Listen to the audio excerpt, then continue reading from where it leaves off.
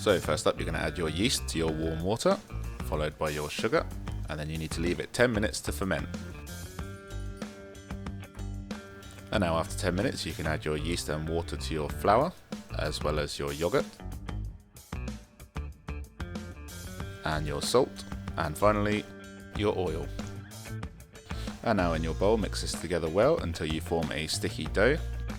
Don't be tempted to add more flour here, it should be very sticky to start with.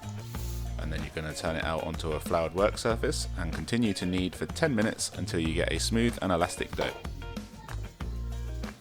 And as this starts very sticky, you may need to reflour your surface a couple of times whilst kneading.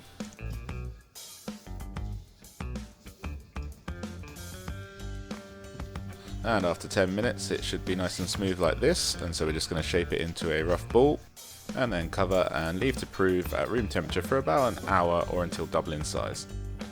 And now we'll separate this into 4 equal pieces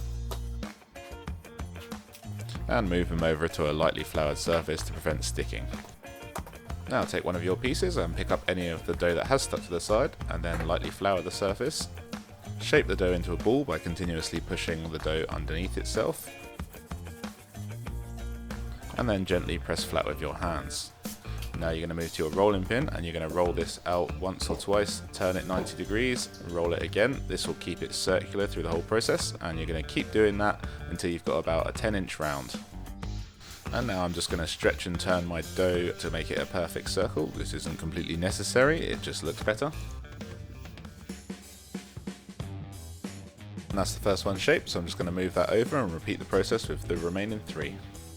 And while shaping these naan breads, you also want to turn your grill or broiler on to medium-high and preheat a large frying pan on maximum.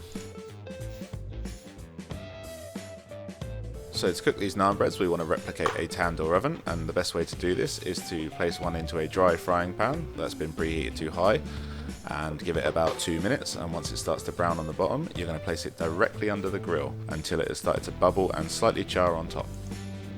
Now as soon as it comes out, you're going to liberally brush it with butter all around and then place it under a tea towel, which will trap the steam and soften these up and make them the chewy texture that you're looking for.